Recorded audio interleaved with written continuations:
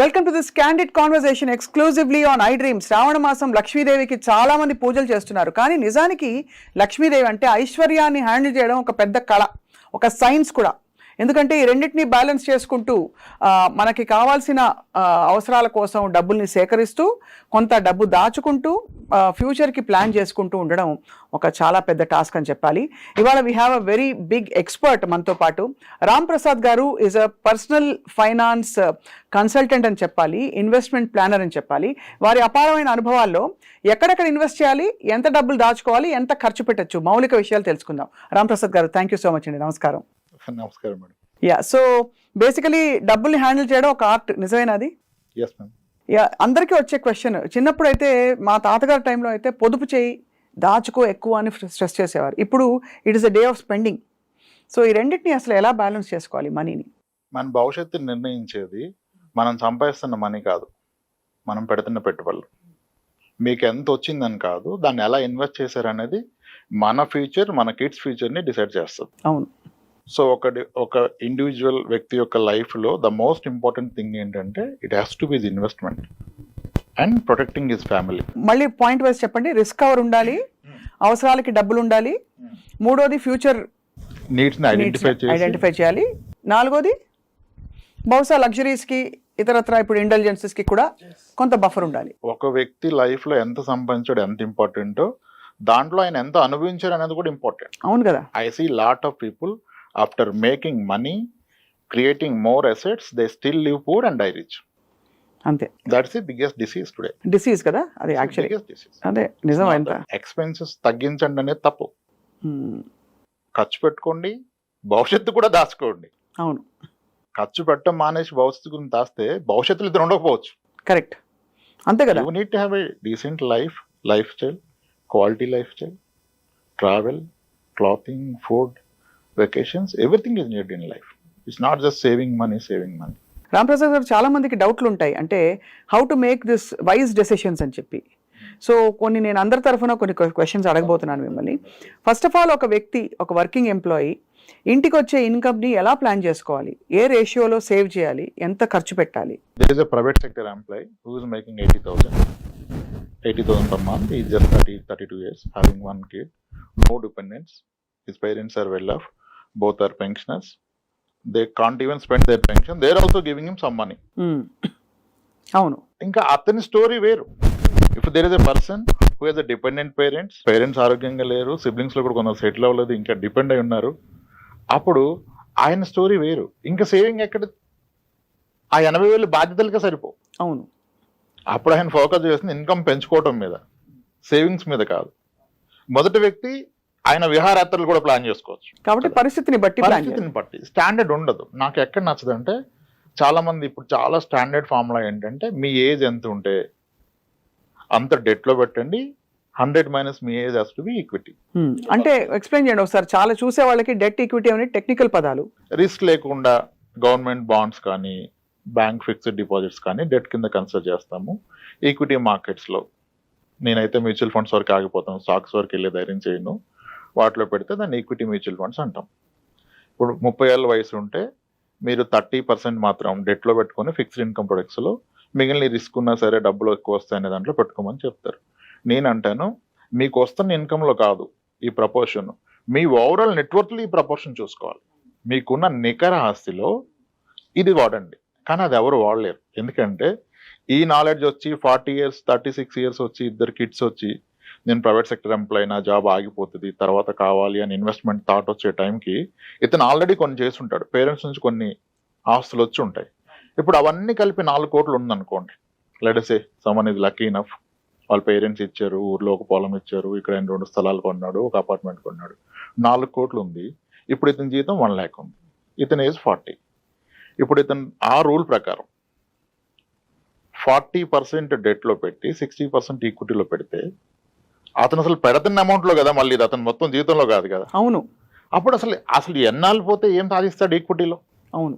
ఇప్పుడు పెడుతున్న 20,000లో మళ్ళీ 40% డెట్లో పెట్టి 12,000 ఈక్విటీలో పెడితే 10 ఏళ్ల పాటు పెట్టినా ఆయన పెట్టింది ఎంత, వచ్చేది ఎంత, ఆ రోజుకి మన అసెట్స్ మళ్ళీ పెరుగుతాయి. అప్పుడు ఓవరాల్ ఆయనకున్న ఆస్తుల్లో చూస్తే మళ్ళీ ఈక్విటీ కాంపోనెంట్ 5% కూడా ఉండదు. కరెక్ట్. సో ఇది మీరు పెడుతున్న అమౌంట్లో కాదు, మీకున్న నికర ఆస్తికి ఈ రూల్ అప్లై చేస్తే మేబీ మీరు సేఫర్ సైడ్ ఉంటారు. నికర ఆస్తి నెట్ వర్త్ ని ఒక వ్యక్తికి ఎలా క్యాల్కులేట్ చేయాలి? ఆస్తులు మైనస్ అప్పులు, అంతే. కానీ అది చూసుకొని మురిసిపోతారు. దాంట్లో లిక్విడ్ అసెట్ ఎంత చూసుకోవాలి. ఆస్తుల్లో లిక్విడ్ అసెట్ కూడా ఉంటుంది కదా, అంటే అదే ఆస్తి లిక్విడ్ అసెట్ అనుకోవడం తప్పు. అంతే. మీ గోల్డ్ ఈజ్ లిక్విడ్, మీ బ్యాంక్ ఎఫ్డి ఈజ్ లిక్విడ్, మీ మ్యూచువల్ ఫండ్స్ ఆర్ లిక్విడ్, మీ స్టాక్ ఈజ్ లిక్విడ్.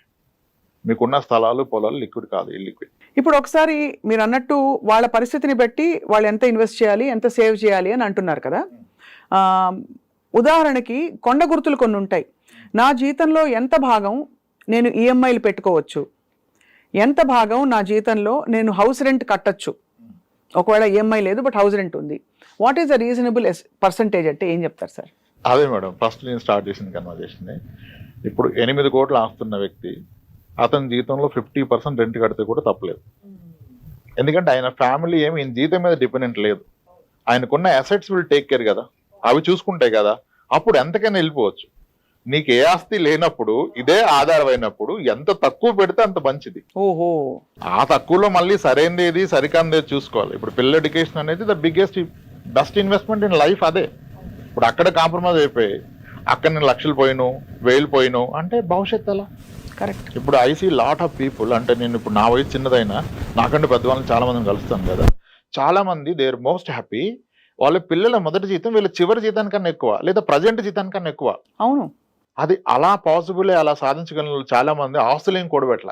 అవును, పిల్లల్ని ఆస్తులుగా ఫీల్ అయ్యారు, వాళ్ళతో ఎక్కువ టైం స్పెండ్ చేశారు. మనీ ఒక్కటే కాదు, టైం కూడా స్పెండ్ చేయాలి కదా. వాళ్ళు ఆ టైం స్పెండ్ చేశారు, వీళ్ళ కష్టాలు చెప్పారు, వీళ్ళ ఆస్పిరేషన్ వాళ్ళకి చెప్పారు.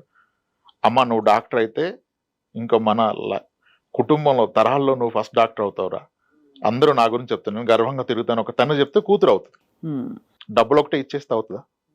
ఆ టైం అండ్ మనీ పెట్టిన వాళ్ళు వేరేది పెట్టలేదు. రైట్. సో కాబట్టి స్టాండర్డైజేషన్ లేదు ఎంత పెట్టాలని. ఆయనకు తెలుసు. ఇంకా నాకు వచ్చే జీతంలో ఇల్లు కొనలేను అనుకున్న వ్యక్తి పూర్తి జీతాన్ని పిల్లల మీద పెడితే ఆ పిల్లలు ఈరోజు ఆయనకు అద్భుతమైన ఇల్లు కొనిచ్చారు. అవును, ఎంతో మందిని ఫోర్స్డ్ విఆర్ఎస్ తీపించారు. అంటే రిటర్న్ వచ్చే ఇన్వెస్ట్మెంట్ మీద పెట్టాలి. పిల్లలు అన్నిటికంటే పెద్ద ఆపర్చునిటీ మీకు ఇన్వెస్ట్మెంట్ పరంగా, కానీ అక్కడ టైం కూడా పెట్టాలి. ఒట్టి మనీ పెడితే అవ్వకపోవచ్చు. అవును, కరెక్టే, కరెక్ట్. మీరు టైం స్పెండ్ చేయకపోతే వాళ్ళు మీ దారిలోకి రారు. రామ్ ప్రసాద్ గారు, గోల్డ్ ఒక చాలా ఫేవరెట్ ఇన్వెస్ట్మెంట్ మహిళలకి. మీరు రికమెండ్ చేస్తారు అసలు గోల్డ్ డబ్బులు పెట్టడం అనేది? గోల్డ్ యాజ్ అన్ ఆర్నమెంట్ నేను స్ట్రాంగ్ గా రికమెండ్ చేస్తాను. చేస్తారు as an ornament, not as a pure gold. Biscuit కొంటాను అది అంటే వద్దంటాను. ఎందుకంటే ఇప్పుడు ఒక కాయిన్ కొన్నాను నేను, ఆ కాయిన్ అయితే హోల్డ్ చేసి మా వైఫ్ కిడ్స్ చేసుకోలేరు. అది అలా ఉంటది. సో దానివల్ల ప్లెజర్, ఆనందం ఉండదు. ఇంటాంజిబుల్ బెనిఫిట్స్ ఏమీ లేవు. ఏముండదు, ఓన్లీ గ్రోత్. గోల్డ్ ప్రైస్ పెరిగితే పెరిగింది అంటారు అంతే. అదే నేను ఆర్నమెంట్ కొంటే గోల్డ్ ప్రైస్ పెరుగుతుంది, మీరు అన్న ప్లెజర్ వస్తుంది. కానీ ఆర్నమెంట్ గోల్డ్ ఎక్స్చేంజ్ అయినప్పుడల్లా మనకి వేస్టేజ్ పోతుంది. మీరు పొందిన ఆనందంతో ఆ వేస్టేజ్ అంతా అంతే అంటారు. నీ కూతురు వేసుకుని తిరిగినప్పుడు 15% నీ కూతురు ఆనందానికన్నా ఎక్కువ అనుకుంటే దట్స్ రైట్. మీ అప్రోచ్ చాలా రియలిస్టిక్ గా ఉంది సార్. బికాస్ మామూలుగా ఆనందానికి ఎవరు వెలకట్టరు, డబుల్ డబుల్ డబుల్ డబుల్ అని చూస్తారు. కానీ ఆనందం అనేది ఒక ఇంటాంజిబుల్ అసెట్టే కదా. అదేమంటే నేను రెగ్యులర్ అమ్మాయి ఉంటే రెగ్యులర్ గా పుట్టినప్పటి నుంచి కొనుక్కో గోల్డ్ అని చెప్తాను. అంటే ఎలాగా ఒక అకేషన్స్ వచ్చినప్పుడల్లా గోల్డ్ కొట్టు పెట్టాలి పిల్లకి. అకేషన్ కి వచ్చినా, వేరే ఏమన్నా గిఫ్ట్స్ ఆమెకు వచ్చినా, గ్రాండ్ పేరెంట్స్ ఏదైనా ఇచ్చినా పెట్టుకోండి. అసలు గోల్డ్ స్కీమ్ కట్టమని చెప్పేస్తాను నేను. Gold scheme? ఎందుకంటే మీరు అన్నారు కదా మీకు వేస్టేజ్ మేకింగ్ పోద్దని, గోల్డ్ స్కీమ్ అవి లేకుండా ఇస్తున్నారుగా. అవును. అప్పుడు అంటారు వాడు ఎత్తేస్తే ఏంటి, ఎత్తేసాడు అనుకోండి, మీరు కట్టేది ఎంత గోల్డ్ స్కీమ్ లో? మీ జీతంలో 10%, అంటే ఒక 1 year లో కట్టేది 1 నెల జీతం. వాడు ఎత్తేసి 1 నెల జీతం పోతే జీవితం కోల్పోతారా? అంతే కదా. సో రిస్క్, ఎంత రిస్క్ తీసుకున్నాను అంతే. అది ఒక 10% వరకు ఓకే అంటారు హ్యాపీగా. మేడం నేను స్ట్రాంగ్ గా బిలీవ్ అయ్యేది ఏంటంటే, చాలా మంది నా క్లయింట్స్ కి 1 kilo గోల్డ్ ఉంది. 1 కిలోనా? 1 kilo. బట్ బాబోయ్ 1 కిలోనా? అమ్మాయి వాళ్ళు పెట్టుకున్నారు, 2 అమ్మాయిలు ఉంటే ఏమొస్తుంది మీకు? 50 తులాల్లో కంప్లీట్ సెట్ వస్తుంది, అంతే కదా. అంతే. పెట్టుకున్నారు, అవకాశం ఉన్న వాళ్ళు పెట్టుకున్నారు. 1 kilo గోల్డ్ ఇంట్లో ఉంటే అతని ఇంటి గుట్టు ఎప్పటికీ రట్టవదు. ఏ అవసరానికైనా 10-20 లక్షలు, మీ 1 kilo గోల్డ్ మీద 40 లక్షలు లోన్ వచ్చేది, అట్లీస్ట్ 30 లక్షలు 20 లక్షలు లోన్ వస్తుంది కదా. అవును. మీరు ఇంట్లో పెట్టుకుంటే అంత గోల్డ్ని బ్యాంక్ లాకర్లో పెడతారు. మీకు అవసరమైన వాడికి ఆ లాకర్ నుంచి వాళ్ళ లాకర్లోకి మారుస్తాడు. You will get a loan at ఎంత లో rate of interest. Agriculture loans అయితేనేమో ఆ ఫార్మింగ్ ఉంటే వాళ్ళకి దాన్ని బేస్ చేసుకుని 7% ఇస్తారు, మనకి 8% ఇస్తారు. అంత తక్కువకి ఇంకెక్కడ అప్పు పుట్టదు. అండ్ మీరు ఎవరికి చెప్పట్లే మీరు అవసరంలో ఉన్నారు, మీకు డబ్బు అవసరం అని. అవును. ఇప్పుడు చాలా మంది ఒకప్పుడు ట్రెడిషన్ ఏంటంటే చిట్స్ కట్టడం ఒక్కటే తెలుసు గవర్నమెంట్ ఎంప్లాయీస్. ఆ మెచ్యూరిటీని కాలేజ్ ఫీజు కడతారు. ఒకసారి ఆ చిట్ లేట్ అవుతుంది, 2 months లేట్ అవుతుంది, అతను వేరే వాళ్ళు ఉన్నారు చిట్టిలో పాటలో రాలేదంటాడు. అప్పుడు బంగారం ఉంటే ఈ ఒక్క నెలకి బంగారం పడి తెచ్చుకుంటాడు, చిట్ వచ్చాక తీర్పించుకుంటాడు. ఎందుకంటే గోల్డ్ లోన్కి మీకు ప్రీ క్లోజింగ్ ఛార్జ్ ఉండదు, పెనాల్టీ ఉండదు, అవును, డైలీ ఇంట్రెస్ట్ పడుతుంది. 15 రోజుల తర్వాత తీసుకుంటే 15 రోజులకే పే చేస్తారు. ఎంత ఆనందాన్ని ఇస్తుంది అంటే, ప్రశాంతమైన నిద్రపోవాలంటే కేజీ గోల్డ్ ఉండాలంట. 1 kilo గోల్డ్ ఒక గొప్ప టార్గెట్ చాలా మందికి. అవుతుంది, స్లోలీ చేసుకుంటే వెళ్తే అయిపోతుంది. అవును, మంత్లీ 3 months ఒక 1 gram కొనండి, డబ్బు ఉన్నప్పుడు కాస్త ఎక్కువ కొనుక్కొని అయిపోతుంది. Very possible. దట్స్ చాలా హాయిగా చేర్చుకుంటూ పోవచ్చు అలా. నిజమైన real estate gold, real estate is fake. అంతేనా? ఇది చాలా పెద్ద రెవల్యూషన్. 30 లక్షల స్థలం ఉంది, మీ అవసరానికి డబ్బులు వస్తాయా? అమ్ముడు పోద్దా? ఎవరు కొంటారు? ఎంతమందికి చెప్తారు? ఎక్కడి నుంచో నమ్ముతారు మీరు? మీ బంగారం ఎవరికైనా చెప్పాలా? అదే కదా, ఫంక్షన్ ఉంటే తెచ్చుకోవచ్చు, లేదంటే పెట్టుకోవచ్చు. చాలా మంది అసలు ఇవాళ రేపు గోల్డ్ని లోన్లోనే పెడుతున్నారు. ఎందుకంటే సార్ నాకు 7-8% లోన్ వచ్చేస్తుంది, స్మాల్ ఫైనాన్స్ బ్యాంక్ 9.25 ఇస్తుంది, నేను లాకర్లో పెడితే వాడు లాకర్ ఛార్జ్ చేస్తున్నాడు, లాకర్ ఇవ్వమంటే పాలసీ కట్టమన్నాడు, ఎందుకు అదేదో నేను లోన్లో పెట్టేస్తాను, ఆ డబ్బులు ఎక్కడ ఇన్వెస్ట్ చేస్తే ఎక్కువ వస్తున్నాడు. అది కరెక్ట్ అని చెప్పట్లా, అలా కూడా చాలా మంది చేస్తున్నారు. నిజమే కదా, అది దాచుకోవడానికి లాకర్ తీసుకుని డబ్బులు కట్టడం బదులు ఇంకో చోట పెడితే బహుశా దానికన్నా ఒక 1% ఎక్కువ వస్తుంది కదా నాకు. అది ఆర్నమెంట్తోనే అవుతుంది, ప్యూర్ గోల్డ్ ఇదంతా చేసుకోరు, ప్రెడ్జింగ్ కూడా కష్టం. అవును. సో కాబట్టి ఆర్నమెంట్కి ఎప్పుడు ఎగ్నెస్ట్ కాదు. ఆ వేస్టేజ్ అండ్ మేకింగ్ ఛార్జ్ అనేది ఒకటి ఉంది కదా, మీరు ఒక స్కీమ్ ద్వారా కొంటే అది లేకుండా ఇస్తున్నాడు, అప్పుడు అది లేనట్టే కదా. ఇంచుమించు అంతే కదా. స్కీమ్ ద్వారా కొన్నప్పుడు మీ ఇంట్లో మీ వైఫ్ చాలా హ్యాపీగా ఉంటుంది, she will wait for 11 months. అదే కదా, అలా కూడా మీ పిల్లలు బర్త్డే కొనుక్కోండి, 11 months ముందు స్టార్ట్ చేసి హ్యాపీ కదా. చాలా గొప్ప ఆలోచన ఇది. సార్ అలాగే లిక్విడ్ బ్యాంక్ అకౌంట్లో లిక్విడ్ ఎంత ఉంచుకోవాలి? ఇప్పుడు ఇవాళ రేపు ఐటీ ఎంప్లాయీస్ కపుల్స్ ఉంటారు, వీళ్ళకి 1 లక్షన్నర, వాళ్ళకి 1 లక్షన్నర, 3 లక్షలు వచ్చాయనుకోండి సార్. ఖర్చులకి సరే 1 లక్షన్నర పోయినా కూడా వాళ్ళ బ్యాంక్లో అక్యుములేట్ అయ్యి 8-10 లక్షలు వీళ్ళకి, 8-10 లక్షలు వాళ్ళకి లిక్విడ్ ఉందనుకోండి. Is that advisable? లిక్విడ్గా పెట్టడం వల్ల వాళ్ళు కోల్పోతున్నారంటారా ఏమన్నా? అది వాళ్ళ నాలెడ్జ్ మీద డిపెండ్ అయి ఉంటుంది, వాళ్ళు చూసే విధానం మీద డిపెండ్ ఉంటుంది. కొంతమందికి 6 లక్షల అకౌంట్ లేకపోతే నిద్ర పడుతుంది. నా క్లయింట్ ఒక ఉన్నారు, మీ పేరుతోనే బెంగళూరులో ఉంటారు. అవి నాకు ఫస్ట్ చెప్పిన మీరు ఏమన్నా చెప్పండి రామప్రసాద్ గారు, నా అకౌంట్లో 6 lakhs లేకపోతే నాకు నిద్ర పట్టదు అని చెప్పింది ఆవిడ. ఇంకా అవునప్పుడు నేను డిస్టర్బ్ చేయను, దట్ ఈజ్ రైట్ అని చెప్తాం. కానీ లిక్విడ్ ఎమర్జెన్సీ ఫండ్ అంటారు కదా, ఎమర్జెన్సీ ఫండ్ అసలు ఎందుకు అవసరం అనేది నాకు క్వశ్చన్. మెడికల్ ఇన్సూరెన్స్ ఉంటుంది అందరికి, అది ఉండాలి. అది లేకుండా ఎమర్జెన్సీ ఫండ్ పెడితే తప్పు, అది ఉన్నప్పుడు ఎమర్జెన్సీ ఫండ్ అవసరం లేదు. అవును. ఇంకేముంటది ఎమర్జెన్సీ అంటే గబుక్కుమని ట్రావెల్, ఒక ఫారిన్ ట్రావెల్ వచ్చింది, ఏదో ఎవరికో బాలేదో లేకపోతే వెళ్ళి చూడాలో, సడన్ గా ఒక పెళ్లి వస్తుంది, అప్పుడు లిక్విడేట్ చేసుకునే విధంగా ఉండాలి ఏదైనా. అయితే దానికి చాలా మార్గాలు ఉన్నాయి. ఎమర్జెన్సీ ఫండ్ బ్యాంక్ అకౌంట్లో, సేవింగ్స్ అకౌంట్లోనే ఉండి 3.25 ఇంట్రెస్ట్ జనరేట్ చేయాలా? ఇప్పుడు మ్యూచువల్ ఫండ్లో ఒక 40 లక్షలు ఉందనుకో, నెలకి 10,000 వేసి పెడితే ఒక 5 yearsలో అయిపోద్ది కదా. అవును. దానికి తోడు లంసం యాడ్ చేస్తే ఒక 10 lakhs 15 lakhs ఉంది మ్యూచువల్ ఫండ్లో. ఇప్పుడు వెసులుబాటు ఏంటంటే ఈక్విటీ మ్యూచువల్ ఫండ్ మీద కానీ, స్టాక్స్ మీద కానీ, ఈక్విటీ మ్యూచువల్ ఫండే పట్టుకోండి, స్టాక్స్ నేను రికమెండ్ చేయను. ఇన్స్టాంట్గా 15 minutesలో మీకు దాని మీద 50% లోన్ వస్తుంది. ఇంకా లిక్విడ్ ఎందుకు మీకు? అంతే. 15 minutesలో మీరు ఎయిర్పోర్ట్కి వెళ్ళే లోపల లోన్ క్రియేట్ అవుతుంది, మీరు క్యాబ్ బుక్ చేసుకుని క్యాబ్ ఎక్కే లోపల లోన్ వస్తున్నప్పుడు లిక్విడ్ ఎందుకు పెడతారు 3%లో? ఇన్స్టెడ్ ఏం చేయాలి, దాన్ని మ్యూచువల్ ఫండ్స్లో పెట్టాలి. మ్యూచువల్ ఫండ్స్లో పెట్టాలి ఎప్పుడు లాంగ్ టర్మ్ గోల్ గురించి. ఆ మ్యూచువల్ ఫండ్లో ఒక 15 lakhs ఉన్నప్పుడు మీకు 6 lakhs ఫింగర్ క్లిక్ అవే, ఒక బటన్ నొక్కితే వస్తున్నప్పుడు ఇంకా అప్పుడు అవసరం లేదు. కానీ డే 1 నేను మ్యూచువల్ ఫండ్ 10,000 స్టార్ట్ చేశాను కాబట్టి ఏం ఉంచానంటే తప్పు. కరెక్ట్. అందుకే కేస్ టు కేస్. ఇప్పుడు అన్నకు బంగారం 1 kilo ఉంటే ఇంక ఇవన్నీ అవసరం లేదు కదా స్టోరీ. అవును, అంతే కదా. అదే ఇంకా సేఫెస్ట్ గా అనిపిస్తుంది. సేఫెస్ట్ అదే యాక్చువల్ గా అందరికి తెలిసింది.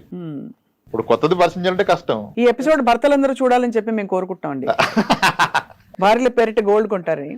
కానీ రాంప్రసాద్ గారు, పిల్లలు పెద్దవాళ్ళు అయ్యి ఉద్యోగాల్లో స్థిరపడిన తర్వాత డిపెండెంట్స్ ఎవరు లేని పక్షంలో వ్యక్తులకి, ఇండివిజువల్స్ కి రిస్క్ కవర్ అవసరం అంటారా? అవసరం లేదు అసలు. బికాస్ ఆల్రెడీ పెద్దవాళ్ళు అయిపోయారు, రిస్క్ ఎవరికి? వెనకాల ఉండే ఫ్యామిలీ మెంబర్స్ కి బాధ్యతలు తీయడానికి పోతే 20 లక్షలు వస్తాయి చేతిలో, 25 లక్షలు, వాట్ ఎవర్.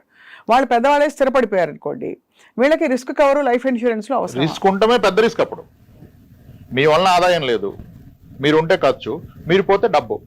అప్పుడు ఏ ఆలోచన రావచ్చు అవతల? అంతే కదా. బియాండ్ ఏజ్ ప్రతి ఒక్కళ్ళు కూడా ఇది నీళ్లు పళ్ళ మెరుగు, ప్రేమ కూడా కిందికి వెళ్తుంటారు కదా. పిల్లల్ని ప్రేమించినట్టుగా తల్లిదండ్రులను ప్రేమించలేకపోవచ్చు అవును కదా. అప్పుడు మనకు రిస్క్ కవర్ ఉంటుంది. రిస్క్ కవర్ ఉండకూడదు అసలు. ఎల్ఐసీలు లేదు, ఈ పాలసీలు which give you risk cover along with money back, ఇట్లాంటివి అడ్వైస్ చేస్తారా మీరు? అసలు నేను అలాంగ్ విత్ మనీ బ్యాక్ చెప్పను. Risk has to be separate risk cover అంటాను. Only term insurance. దాన్ని మీరు ఇన్వెస్ట్మెంట్స్ మిక్స్ చేస్తే probably that will become wrong option. ఎందుకంటే మనకి రిటర్న్ తక్కువ వస్తుంది, చాలా తక్కువ వస్తుంది. బిలో ఇన్ఫ్లేషన్ వస్తుంది. ద్రవ్యోల్బణం కన్నా తక్కువ వస్తుంది. అప్పుడు మన మనీ పెరుగుతున్నట్టు కాదు, తగ్గుతున్నట్టు. సింపుల్గా ఒక typical endowment plan, guarantee return plan కడితే ఎలా ఉంటుంది? మీరు సంవత్సరానికి ఒక 20,000 కట్టారనుకోండి, 20 yearsలో మీరు కట్టబోయేది 4 లక్షలు. 4 లక్షలు గాను మీకు 8 లక్షలు వస్తుంటారు. చాలా బాగుంటుంది వింటాను. 8 లక్షల రూపాయలు వస్తుంది. మీరు నొప్పి తెలవకుండా సంవత్సరానికి 20,000, అది క్వార్టర్లీ, హాఫర్లీ, మంత్లీ కడుతున్నారు. మనం మిస్ అయిన పాయింట్ ఏంటంటే 20 ఏళ్ల తర్వాత ఆ 8 లక్షలకు ఉండే విలువ ఏంటి? ఇన్ఫ్లేషన్. దట్ ఈస్ 1/4 అయిపోతుంది. యాక్చువల్లీ స్పీకింగ్ మనం కోల్పోతాం యాక్చువల్గా దాన్ని పీవీఐఎఫ్ఏ అవన్నీ క్యాల్కులేట్ చేస్తే, అంతేగా? ఎస్, దాన్ని మిస్ అవుతున్నారు. మళ్ళీ ఇంకోటి, ఇతను 4 లక్షల పాలసీ కడితే ఇతనుకున్న లైఫ్ ఇన్సూరెన్స్ కవర్ 4 lakhs. అవును. పొరపాటున వ్యక్తికి ఏమన్నా 4 లక్షల ఫ్యామిలీ బ్రతకలేదు. అక్కడ 20 కట్టే బదులు 8,000 కడితే 50 లక్షలు టర్మ్ ఇన్సూరెన్స్ వస్తాయి. నిజంగా జరిగితే జరగరాంది ఈ 50 లక్షలు ఫ్యామిలీని సేవ్ చేస్తుంది. ఆ 4 లక్షల కార్యక్రమాలకు సరిపోవు. సో ఇది చాలా మంది తప్పు చేస్తారు. బికాస్ వాళ్ళకి రాబోయే వాట్ ఎవర్ ఎక్స్ట్రా మీరు చెప్పారు డబుల్ అయ్యి వస్తుందని, అది పెద్దగా కనిపిస్తుంది. బట్ 10 ఏళ్ల తర్వాత దీని వాల్యూ ఏంటో తెలుసుకోలేరు. యావరేజ్ సాలరీ ఎంత ఉండొచ్చు అనుకుంటున్నారు మీరు ఒక government employee 30 years back? 30 years back మా ఇంట్లోనే మా పేరెంట్సే ఉన్నారండి. వాళ్ళకి ఎంత 17-20 వేలు కూడా ఉండేది కాదు. Central government employees. మళ్ళీ ఆల్ ఇండియా రేడియోలో పనిచేసిన మా పేరెంట్స్కి చాలా మధ్యతరగతి కుటుంబం మాది. 4,000 ఉండేది మేడం. 4,000 అంటే మీరు అదే వీళ్ళు అనౌన్సర్స్ కాబట్టి కొంచెం హైయర్ ఎండ్ ఉంటుంది. అది హైయర్ ఎండ్. యాక్చువల్గా చాలా మంది, అంటే మేబీ మీరు కరెక్ట్ చెప్పారు లేదో తర్వాత వాళ్ళు చేద్దాం, కానీ చాలా మంది అడగగానే మాకు అప్పుడు 10,000 ఎంతండి, అసలు నేను ఫస్ట్ జీతం అడగను, అప్పుడు ఖర్చు ఎంత అంటాను. అప్పుడు ఎంత సార్ 4-5 వేలు అంతా అయిపోయేది అంటాను. అప్పుడు అంత ఉండదని అంటే, లేదు సార్ మేము ఎప్పుడు మంచిగా బ్రతికామంటారు. మంచిగా బ్రతికారు కాదంటలేదు, కానీ 4-5 వేలు అసలు అయ్యి ఉండదండి అంటే, లేదు సార్ అంటారు. సరే సార్ మీ శాలరీ ఎంత అంటే, ఉండొచ్చు సార్ ఒక 10,000 అంటారు. అప్పుడు కూడా కరెక్ట్గా రారు వాళ్ళు. నేను అంటాను సార్ ఒకసారి అది కూడా వదిలేండి, మీ ఫస్ట్ శాలరీ ఎంత అంటాను. 600 రూపాయలు సార్. 87లో ఎక్కానండి అంటాడు. 87లో 600కి ఎక్కితే మీకు నెక్స్ట్ 10 ఏళ్ళు కాకముందే అది 10 రెట్లు పెరిగిపోద్దా? అంతే కదా. 3 సంవత్సరాలకి రెట్టింపు అయినా మా అంటే 2,000 ఉంటుంది మీ జీతం ఆ రోజుకి. 93-94కి మీరు 5,000 ఎలా ఖర్చు పెడతారు? అప్పుడు అంటాడు ఇదే తేడా ఉంది సార్, ఒక్క నిమిషం ఆగండి అంటాడు. కరెక్టే సార్ మీరు చెప్పింది, నా శాలరీ 1,700 సార్ అంటాడు ఆయన. అప్పటి వరకు 10,000 చెప్పేస్తారు. అంటే ఇప్పుడు మనకు చాలా ఈజీ అయిపోయినాయి కదా. అవును. అలా మిస్లీడ్ అవుతారు. 1980sలో అయితే most of the central government employees salary కూడా below 1,000. Only gazetted officers use to draw 2,000. అంటే ఆ రోజు ఒక ఫ్యామిలీ, ఒక ఎంప్లాయీ ఉన్న family monthly average expense 1,000 rupees. ఈ రోజు అదే ఫ్యామిలీకి పిల్లలు సెటిల్ అయ్యాక పేరెంట్స్కి హెల్దీగా ఉంటే నెలకు 30,000 ఖర్చు అవుతుంది. అవునండి. ఇన్ ఏ సింపుల్ లాంగ్వేజ్ ఇక్కడ మనం పట్టుకోవాల్సింది ఏంటంటే 30 ఏళ్ల క్రితం మీకు నెలకి ఎంత ఖర్చు అయింది, ఇప్పుడు రోజుకి అంత అవుతుంది. This is the rule you need to catch for future calculation. అంటే ఈ రోజు మనకి ఒక లైఫ్ స్టైల్కి 50,000 అయింది, 1,00,000 అయింది అనుకోండి. మనం ఒక 30 years పోయాక మనకు 60-70 ఏళ్ళు వస్తే రోజుకి ఈ 1,00,000 రూపాయలు అవుతుంది, 30 లక్షలు అవుతుంది. ఎవరు నమ్మరు. నమ్మాల్సిన అవసరం లేదు. భవిష్యత్తును చూడక పాస్ట్ని చూడు. నేను అదే అంటాను, రిచ్ డాడ్ పూర్ డాడ్ చదివే కన్నా ముందు మీ డాడ్ని చదవండి మీరు. అదే ఇది మనకి రిలవెంట్. చాలా కలిసి ఇది మనకి రిలవెంట్. ఇప్పుడు మనం చెప్పిన ఎగ్జాంపుల్ చాలా మంది నమ్మరు. 30 years బ్యాక్ 1,000 రూపాయల్లో ఎప్పుడు అంత లేదంటారు. కానీ ఇప్పుడు చెక్ చేస్తే వాళ్ళకి తేలిపోద్ది. కరెక్టే, మన కిరాణా షాప్ ఖాతా నాకు గుర్తుంది కదా, 320 రూపాయలు నెలకి విత్ హార్లిక్స్ బాటిల్ కలిపితే 320, లేదంటే 300 అంటాడు ఆయన. 250 అంటాడు. అయిపోయింది కదా అక్కడ. 1,000 రూపాయలు లావిష్ లైఫ్ ఆ రోజు. ఈరోజు 30,000కి ఆ లైఫ్ లేదు అసలు. అది ఇన్ఫ్లేషన్. ప్రతి 30 ఏళ్ళకి మీ నెలవారీ ఖర్చు ఈ రోజు ఉన్నది 30 ఏళ్ళ తర్వాత రోజుకు అవుతుంది. వీళ్ళేమో 1,00,00,000 రూపాయలు వస్తే జీవితం సెట్ అవుతుంది అంటాడు. అవదు. 1,00,00,000 రూపాయలు వస్తే అవదు. Inflation is key madam. చాలా ఇన్ఫ్లేషన్ని దృష్టిలో పెట్టుకోవాలి ప్లాన్ చేసుకునేటప్పుడు. ఇక చాలా కీ టాపిక్ సార్, మ్యూచువల్ ఫండ్స్లో ఇన్వెస్ట్ చేసేటప్పుడు what are the factors to be taken in mind? అంటే వాళ్ళ ఏజా, వాళ్ళ అవసరాలా, వాళ్ళ బాధ్యతలా, ఏమిటుంటాయి? 3 ఇంకేమని చెప్తే అది కూడా. అంటే మ్యూచువల్ ఫండ్లో what I see common mistakes ఏంటంటే హైయెస్ట్ రిటర్న్ సర్చ్ చేస్తారు. నేను రిస్క్ తీసుకుంటాను కాబట్టి ఎంత రిస్క్ అయినా పర్లేదు, నాకు స్మాల్ క్యాప్ సెక్టర్ థిమెటిక్ అది కాదు. మీ అవసరాన్ని బట్టి investment, not because of returns. కానీ అవసరాన్ని పక్కన పెడాలి. నేను ఏమంటానంటే, 1 లీటర్ పాలు తెచ్చి ఇంట్లో ఇస్తే అదేం చేయాలో చెప్తే కదా ఆమె చేస్తుంది సరిగా. ఈవినింగ్ గెస్ట్లు వస్తారు, టీ పెట్టాలంటే దాన్ని అలానే ఫ్రిడ్జ్లో పెట్టాలి. అవును. మధ్యాహ్నం బిర్యానీలోకి నువ్వు పెరుగు చేసి రైతా చేయాలంటే ఇమీడియట్గా వేడి చేసి పెరుగు తోడెట్టాలి. స్వీట్ చేద్దామంటే బాగా మరగబెట్టి దాన్ని ఏదో చేయాలి. అట్లా అవసరాన్ని బట్టి చేయాలి. Same is the case with mutual fund. అన్నీ ఒకలా కాదు. రైట్. 6 నెలల్లో నాకు డబ్బులు అవసరం పడొచ్చు అనే అనుమానం ఉంటే దాన్ని మ్యూచువల్ ఫండ్లో, డెట్ ఫండ్లో, దాన్ని very short duration something like liquid fund, over night ఫండ్స్లో పెట్టుకోవచ్చు. ఇంకాస్త టైం ఉంటే అల్ట్రా షార్ట్ డ్యూరేషన్ ఫండ్. లేదు నాకు 3-4 ఏళ్ళు ఉంది కానీ నా డబ్బు తగ్గితే నేను తట్టుకోలేను, అయినా క్లియర్ ఎప్పుడు ఇన్వెస్టర్ అంటే అప్పుడు గిల్ట్ ఫండ్, ఓన్లీ గవర్నమెంట్ బాండ్స్లో ఇన్వెస్ట్ చేస్తారు. అవి మనకు బాగానే ఇస్తున్నాయి గత 2-3 ఇయర్స్గా. అట్లీస్ట్ ఎఫ్డీ రేట్ని ఇస్తే అవకాశం ఉంటే కాస్త ఎక్కువ ఇస్తే. గిల్ట్ ఫండ్లో పెట్టినప్పుడు ఇప్పుడు ఎఫ్డీలో పెడితే ఎవరీ ఇయర్ ట్యాక్స్ కట్టాలి, ఇక్కడ కట్టాల్సిన అవసరం లేదు, రిడీమ్ చేసినప్పుడే పే చేస్తాం. అంటే అవసరాన్ని బట్టి ఫండ్. ఇప్పుడు నా కూతురు పెళ్ళికి కావాలి, మరి ఈ గిల్ట్ ఫండ్లో మరి దీనికి రేట్ ఆఫ్ రిటర్న్ ఎంత ఉంటుంది? 11 ఉంది లాస్ట్ 2 ఇయర్స్, కొన్ని ఫండ్స్ 9, ఎఫ్డీ కన్నా 1-2% ఎక్కువ ఇస్తుంది. ఎక్కువ ఉంటుంది, పైగా ట్యాక్స్ కట్టకలేదు అంటున్నారు మీరు. ఎప్పటికప్పుడు అవసరం లేదు, మీరు రిడీమ్ చేసినప్పుడు కడతారు long term capital gain tax. Long term capital gain అంటే మరి అన్ని సంవత్సరాలు కడతారా? సపోజ్ నేను 5 years at the rate of 11% పెట్టాను అనుకోండి, 5 years తర్వాత వచ్చిన సపోజ్ ఒక లంసమ్ ఒక 2 lakhs ఎక్స్ట్రా వచ్చింది అనుకోండి, దానికి 3 lakhs 5 lakhs అయింది అనుకోండి, జస్ట్ ఆ 2 lakhs మీద మీరు ఎంత కడతారు? 12.5% క్యాపిటల్ గెయిన్స్ ట్యాక్స్. అదే ఎఫ్డీలో ఉంటే ఎవ్రీ ఇయర్ వచ్చిన ఇంట్రెస్ట్ హైయర్ ట్యాక్స్ కట్టాలి. అది కూడా that attracts the income tax slab your in. ఒక పెన్షనర్ ఎఫ్డీలో పెడితే ఆయన పెన్షన్ వల్ల 30% ఉంటే దీని మీద మళ్ళీ 30 కట్టాలి కదా. కాబట్టి మీకు ఆ ఎఫ్డీతో పాటు జీతం కూడా ఉంటే మీ ట్యాక్స్ స్లాబ్ పెద్దదవుతుంది కదా. కాబట్టి ఇవన్నీ కన్సిడర్ చేసి తీసుకోవాలి. కాబట్టి ఇన్వెస్ట్మెంట్ ప్లానింగ్ అన్నది ఊరికే ఏదో అందరు కూడా కాదు, పారాసిటమాల్ కాదు ఇది. $650 వేసుకో ఫీవర్ వస్తే కాదు ఇది. అందరికీ కస్టమైజ్డ్ అండ్ వాళ్ళ బాధ్యతలు, గోల్స్, లైఫ్ స్టైల్ అన్నీ చూసి మీరు సలహాలు ఇస్తారు. ఆరోగ్య పరిస్థితి కూడా అంతే చూసి సలహాలు ఇస్తారు. Already severe diabetes, hyper tension ఉన్న వ్యక్తికి మీరు మళ్ళీ ఈక్విటీ ఇస్తే probably your reducing the life span. చాలా యూస్ఫుల్. ఎంత యూస్ఫుల్గా ఉందంటే ప్రాక్టికల్గా రాంప్రసాద్ గారు మీరు చెప్తున్నది. Finally I want to ask you one question. Credit card అవసరమా మనిషికి? ఉండడం మంచిదంటారా? అది కన్వీనియన్స్, మీకు క్రెడిట్ హిస్టరీకి క్రియేట్ అవుతుంది, రేపటి రోజున ₹2 తీసుకోవాలంటే ఉంటుందంటారు. ఎస్, క్రెడిట్ కార్డ్ అవసరం అంటే అగైన్ వాళ్ళు ఎలా వాడతారని. కత్తి అవసరం అంటే ఎన్ని విధాలుగానే వాడుకోవచ్చు కత్తిని. కరెక్టే. అవును. ఒక క్రెడిట్ కార్డు తీసుకొని దాన్ని బేస్ చేసుకొని 5 క్రెడిట్ కార్డు తీసుకొని కార్డ్స్ గేమ్ అన్నట్టుగా ఆడేవాళ్ళు చాలా మంది ఉన్నారు. That's where they last there lifes. మొత్తం ఫ్యూచర్ స్పాయిల్ అయిపోయింది. ఈ కార్డులో తీసి దానికి మినిమం బ్యాలెన్స్, ఇదంతా ట్రాప్.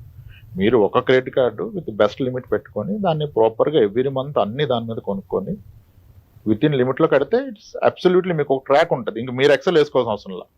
దాని స్టేట్మెంట్ డౌన్ చేస్తే వచ్చేస్తుంది. దానికి తోడు వాళ్ళు ఏవేవో బెనిఫిట్స్ ఇస్తారు, ఎయిర్పోర్ట్ లాంజ్ యాక్స్ ఇస్తారు, మీకు అవి డిస్కౌంట్లు, ఐఫోన్కి అవి అలా వాడుకోవచ్చు. కానీ దాన్ని ఎందుకు ఎలా వాడుతున్నారు అనేది చాలా ఇంపార్టెంట్. కాబట్టి ఏదైనా మన సంకల్పంలో ఒక బ్యాలెన్స్ ఉండాలి. ఇవన్నీ మనకి ఇచ్చిన వెసులుబాట్లు, లోన్ తీసుకోగలగడం, పర్సనల్ ఫైనాన్స్కి మనకి అందుబాటులో ఉండడం, ఇవన్నీ మనకు వచ్చిన వెసులుబాట్లు.